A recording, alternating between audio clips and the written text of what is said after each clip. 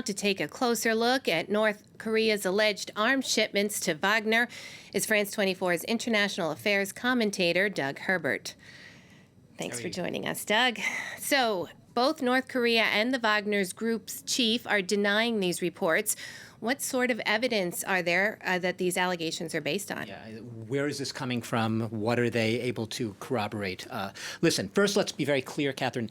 These allegations, I know it's a headline today, but the U.S. has been warning for a while. We can go back to September that Russia would be is actively looking for alternative sources of weapons. And yes, turning to possibly rogue states such as North Korea. We've seen it with Iran with the drones. Now, back in September, it was denied.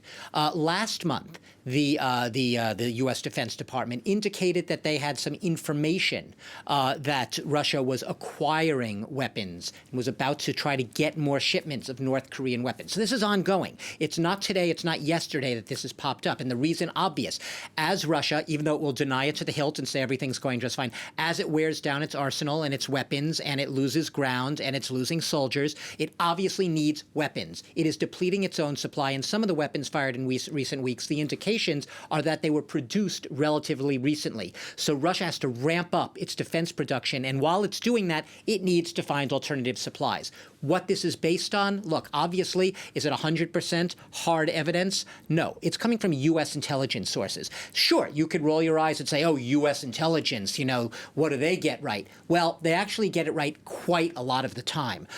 So the U.S. intelligence are the ones presumably using satellite imagery, using sources inside, using people that have infiltrated certain areas. They have seen enough to provide enough solid foundation of a conviction that this is actually happening. And what they're basically saying is that, yes, an initial shipment has been received, and that Russia's probably, not Russia, but the Wagner Group specifically, is probably continuing to negotiate further future arms shipments in violation of the sanctions that we heard in that report. Now, North Korea, as we know, is heavily sanctioned. How are they sending these weapons? Yeah, right. What are you doing? Taking the Grad missile launcher and just walking across the border? First of all, you're absolutely right, Catherine. How do they do it? There's only a 17-kilometer, what is that, 12 miles, land border between Russia and North Korea. In the past, what intelligence officials have suspected is that North Korea has tried to make it look like they're sending weapons to the Middle East or to countries in North Africa. So weapons for Russia disguised as shipments somewhere else, which is not to say they're still not in violation of the sanctions. But it's basically clandestine shipments, finding other ways aside from that land border where they probably could be easily spotted to get those weapons in, because we're talking about things like, missiles, artillery shells, missiles, things like Grad-type missile launchers, a lot of artillery shells and ammunitions.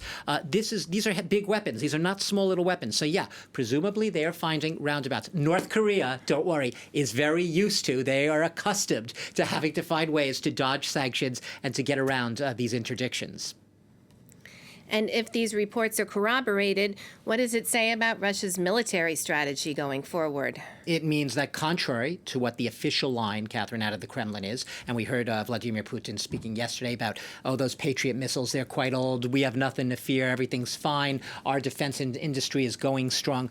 Contrary to that, in a direct contradiction to that, no, it is not. Russia is on the back foot, whether it admits it or not. It is having to search for alternative ways to dig in and to ramp up for a longer war on the ground. We've heard in recent days generals saying that they're concentrating now on liberating, as they say, the self-proclaimed People's Republic of Donetsk. That's where their forces are concentrated. But there's also fighting in the south. There's fighting along that 815-kilometer front line now between Ukraine territory and Russian-occupied territory in Ukraine.